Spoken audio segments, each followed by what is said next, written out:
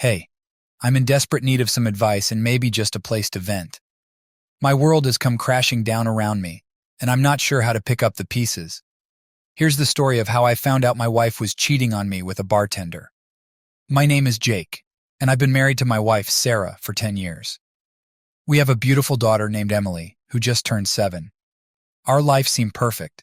We had the house, the stable jobs, the dream family. Everything was going great, or so I thought. Sarah has always been outgoing and sociable. She loved going out with her friends, having a drink or two, and dancing the night away. I trusted her completely. I never suspected anything was wrong because she always came home to us, and I believed her when she said it was just harmless fun. But now I realize I was just a fool, blinded by love and trust. It all started a few months ago when Sarah began frequenting a new bar downtown. She raved about the place, saying the atmosphere was fantastic, and the bartender, Mike, made the best cocktails. She even started going there more often, sometimes even on weeknights. I didn't think much of it at first. I figured she needed to blow off steam from her stressful job. But then, small things began to add up. She started coming home later and later, smelling of alcohol, and sometimes with a lingering scent of cologne that definitely wasn't mine. She'd be on her phone constantly, giggling at messages, and quickly shutting it off when I came near. I chalked it up to her friends sending funny memes or jokes. I didn't want to seem like the paranoid husband, so I let it slide. One night, I decided to surprise her and join her at the bar after work. I arranged for a babysitter for Emily and headed over, hoping to catch Sarah off guard and maybe enjoy a night out together. When I walked in, the place was buzzing. I spotted Sarah almost immediately at the bar, laughing and chatting animatedly with Mike, the bartender she always talked about. They seemed really close, but I pushed down the nagging feeling in my gut and approached her. She looked genuinely surprised to see me, and even a bit flustered. We had a few drinks, but I couldn't shake the feeling that something was off. Mike kept glancing at Sarah, and there was an unspoken tension between them. Still, I tried to convince myself it was all in my head. Later that night, after we got home and put Emily to bed, I confronted Sarah about my suspicions. She brushed it off, saying I was being ridiculous and that Mike was just a friend. She even got defensive, accusing me of not trusting her. I felt guilty for doubting her and decided to let it go. But things didn't improve. Sarah's behavior became more erratic. She'd disappear for hours without explanation and would always have some flimsy excuse when I questioned her. Our sex life dwindled to almost nothing, and she seemed distant and distracted, even when we were together. I knew I needed to find out the truth. So I did something I never thought I'd do. I went through her phone while she was in the shower. I found texts between her and Mike, and my heart sank. They were flirtatious, full of innuendos and suggestive comments. There were even messages about meeting up in secret. My worst fears were confirmed. My wife was cheating on me. I confronted her that night, and she completely denied it at first. She accused me of invading her privacy, twisting the narrative to make herself the victim. When I showed her the messages, she broke down, crying hysterically, but still tried to claim it was just harmless flirting, that it didn't mean anything. But I knew better. I could see through her lies. My heart was shattered, and I knew our marriage was in serious trouble. I didn't know what to do next. Should I try to salvage our relationship for the sake of Emily? Or was it time to face the harsh reality and start the process of ending our marriage? I'm at a loss here. Any advice would be appreciated. This is just the beginning of the nightmare I'm living through, and I fear things are going to get a lot worse before they get better. Update: I'm back with another update, and things have gone from bad to worse. The last time I posted, I had just confronted Sarah about the messages I found between her and Mike, the bartender. Despite her hysterics and claims that it was just harmless flirting, I knew something deeper was going on. Well, I was right, and the truth is even more painful than I could have imagined. After our confrontation, Sarah became increasingly defensive and started lying even more. She'd say she was going to the gym, but would come back freshly showered with a different outfit than the one she left in. Her excuses were becoming more elaborate, and she'd often slip up in her stories. I tried to give her the benefit of the doubt, but deep down, I knew she was still seeing Mike. One evening, about a week after our confrontation, I got home from work to find Sarah already out. She had left a note saying she was meeting up with a friend for dinner. I decided I'd had enough of the constant doubt and mistrust, so I called up her friend to see if they were indeed having dinner together.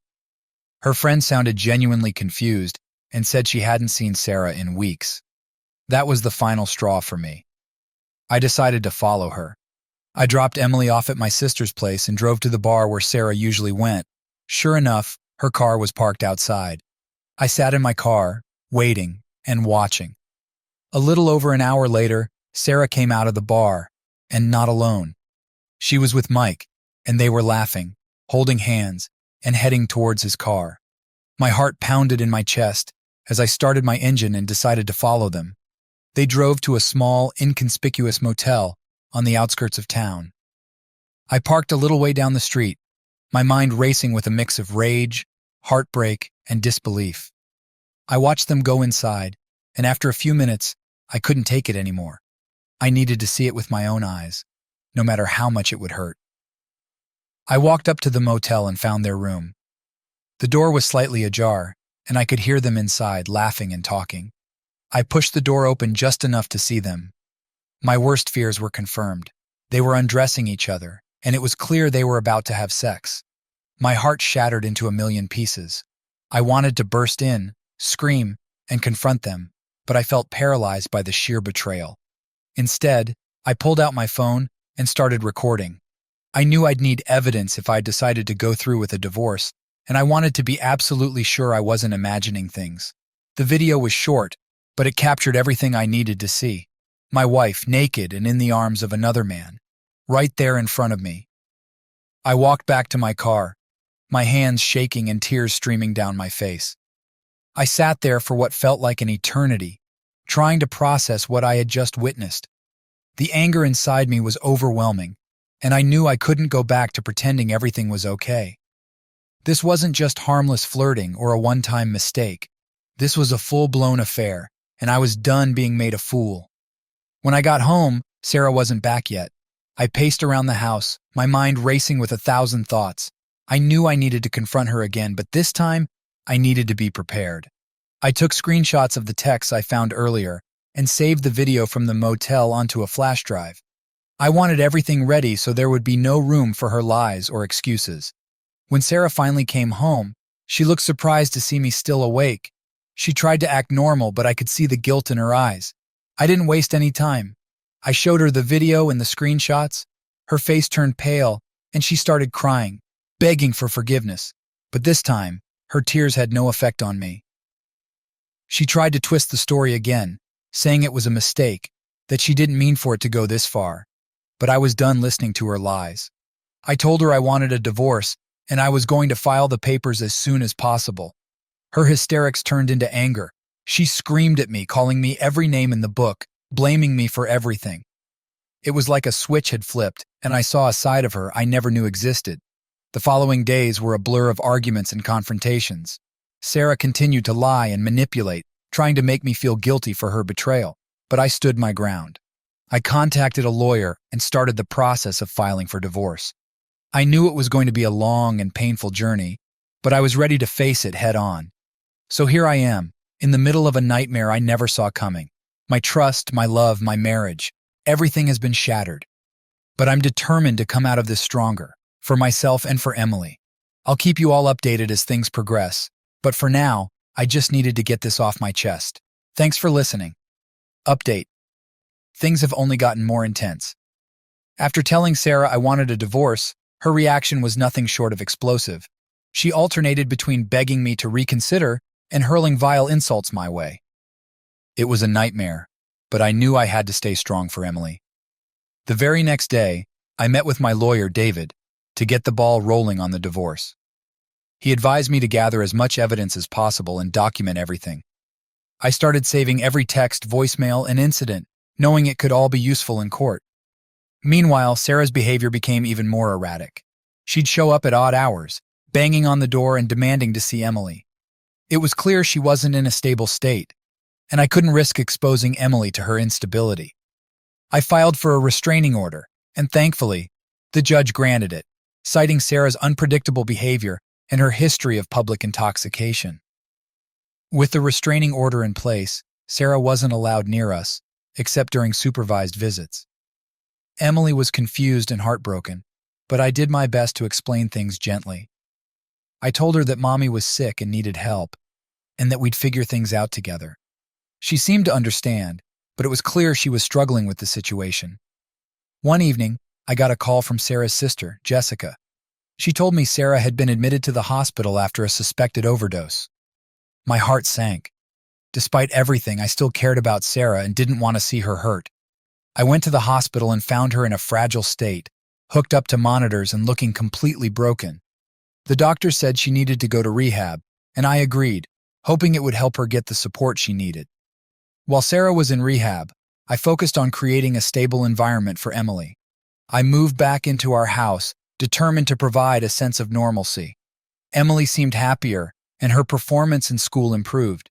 We spent quality time together, and I made sure she knew she was loved and supported. But Sarah's absence didn't mean things were peaceful. Her lawyer tried to contest the restraining order, claiming I was an unfit father who drove her to drink. It was infuriating, but David was prepared. We presented all the evidence, the texts, voicemails, police reports, and incidents at the bar. The judge saw through Sarah's lies and upheld the restraining order. Sarah was ordered to complete rehab and counseling before she could have supervised visitation with Emily. The judge also granted me full custody of Emily. It was a small victory, but it felt like a huge weight had been lifted off my shoulders. I could finally see a light at the end of the tunnel. One day, while picking Emily up from school, I noticed a familiar car parked nearby. It was Mike. He approached me, looking uncomfortable, and asked if we could talk. I was hesitant but agreed. We went to a nearby cafe, and he apologized for everything that had happened. He claimed he had no idea Sarah was married until it was too late, and that he regretted his involvement. I listened, but I couldn't bring myself to forgive him. He had played a part in destroying my marriage and hurting my family. I told him to stay away from us and let us move on with our lives. He nodded and left, and I hoped it would be the last I saw of him. Back home, I continued to focus on Emily. We started seeing a family therapist to help her process everything that had happened. Dr. Collins was amazing, helping Emily understand that none of this was her fault and giving her tools to cope with her feelings. One evening, Emily asked me if Mommy would ever come home. It broke my heart to see her so confused and hurt. I told her that Mommy needed to get better and that we'd take things one day at a time. She nodded, seeming to accept my explanation, but I could see the pain in her eyes. As the weeks passed, Sarah completed her rehab program and started attending counseling sessions. She seemed to be making progress, but I knew it would take a long time for her to regain stability. She started writing letters to Emily, which I read before deciding if they were appropriate to share. Some of them were heartfelt and sincere, others were filled with anger and bitterness. I shared the good ones with Emily, hoping it would help her feel connected to her mom. One day, I received a call from David. He told me that Sarah's lawyer wanted to negotiate a settlement for the divorce. They were proposing joint custody after Sarah completed her treatment. It was a tough decision, but I knew that if Sarah could prove she was stable and committed to recovery, it might be best for Emily to have both parents in her life. We went to mediation, and after hours of tense negotiations, we reached an agreement. Sarah would have supervised visitation for the first 6 months, with the possibility of joint custody if she maintained her sobriety and continued counseling. It wasn't perfect, but it was a step towards a new normal. Update. This will probably be my last update for a while because things are about to get intense. The past few months have been a whirlwind of emotions, and I've decided that the only way to move forward is to get some revenge. Here's what's been happening since my last post. After the mediation and the agreement on supervised visitation, things began to settle into a new routine. Sarah had to earn back the trust she had shattered, and it wasn't going to be easy. She began attending her counseling sessions regularly and seemed genuinely committed to her recovery. But I couldn't forget the betrayal, and forgiveness was the last thing on my mind. I continued seeing Dr. Collins, but I didn't tell him about my new plan. I kept it to myself, knowing I couldn't trust anyone with what I was about to do. Dr. Collins helped me work through some of my anger, but he didn't know that I was channeling it into something else, revenge. I started keeping a meticulous record of everything Sarah did, every slip-up, every mistake. I wanted to build an ironclad case against her. I knew I had to be smart about it, so I played the part of the concerned co-parent, all the while gathering evidence. One evening, while Emily was at a play date, I sat down with Sarah for a long talk.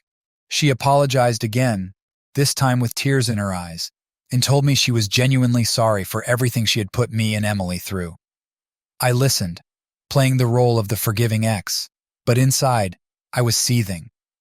I told her that forgiveness wouldn't come easily, and trust would have to be rebuilt over time. We agreed to co-parent as amicably as possible, putting Emily's well-being first. The next few months were a delicate balancing act. Sarah continued her recovery, and our communication improved. We kept things focused on Emily, discussing her school progress, her hobbies, and her emotional state. Emily seemed to be adjusting well, and she was happy to see both her parents working together for her sake. But behind the scenes, I was plotting. I started following Sarah, watching her every move. I knew she was still vulnerable, and that it wouldn't take much to push her over the edge. I wanted her to slip up, to give me more ammunition for court. One night, I followed her to a bar, where she met with some friends. I stayed out of sight recording everything, waiting for her to make a mistake. It didn't take long. After a few drinks, Sarah started getting loud and obnoxious. I recorded her making a scene, hoping it would be useful later. She didn't notice me, too wrapped up in her own world. I smiled to myself, knowing this would play perfectly into my plan. I continued gathering evidence, from photos of her hanging out with shady characters to recordings of her drunken rants. I knew the court would take my side if they saw what kind of person she really was. I wanted full custody of Emily, and for Sarah to be completely out of our lives. One day, while picking Emily up from school, I noticed a familiar car parked nearby. It was Mike. He approached me, looking uncomfortable, and asked if we could talk. I was hesitant but agreed. We went to a nearby cafe, and he apologized for everything that had happened. He claimed he had no idea Sarah was married until it was too late, and that he regretted his involvement. I listened, pretending to be sympathetic, but inside, I was boiling with rage. I told him to stay away from us and let us move on with our lives. He nodded and left, and I hoped it would be the last I saw of him. But I knew I could use this encounter to further my case against Sarah. Her affair with Mike wasn't over, and I was going to prove it. Back home, I continued to focus on Emily. We started seeing a family therapist to help her process everything that had happened. Dr. Collins was amazing, helping Emily understand that none of this was her fault and giving her tools to cope with her feelings. I played the part of the concerned father perfectly, but my mind was always on my plan. One evening, Emily asked me if Mommy would ever come home.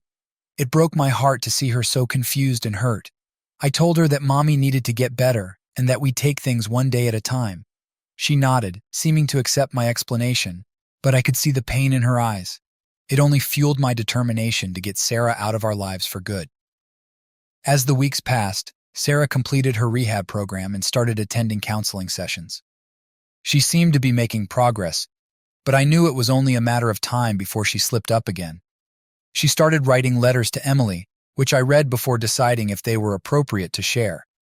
Some of them were heartfelt and sincere. Others were filled with anger and bitterness. I shared the good ones with Emily, hoping it would help her feel connected to her mom. One day, I received a call from David. He told me that Sarah's lawyer wanted to negotiate a settlement for the divorce. They were proposing joint custody after Sarah completed her treatment. I saw this as an opportunity to push my plan forward. I agreed to the meeting, knowing I had the upper hand. We went to mediation, and after hours of tense negotiations, we reached an agreement. Sarah would have supervised visitation for the first 6 months, with the possibility of joint custody if she maintained her sobriety and continued counseling. It wasn't perfect, but it was a step towards getting what I wanted. After the meeting, I went home and started compiling all the evidence I had gathered. I was ready to use it if Sarah ever tried to contest the custody arrangement. I knew that with the right timing, I could destroy any chance she had of getting joint custody. One evening, after tucking Emily into bed, I sat down with a glass of wine and reflected on everything that had happened. It had been an incredibly tough journey, but I had grown stronger through it all. I realized I could move forward and build a new life for myself and Emily, but not before making sure Sarah paid for what she did. So here we are. The nightmare isn't completely over, but I'm starting to see a brighter future for Emily and me. Sarah is on the path to recovery, but I'm keeping a close watch. I'm focused on being the best father I can be while making sure Sarah never gets the chance to hurt us again.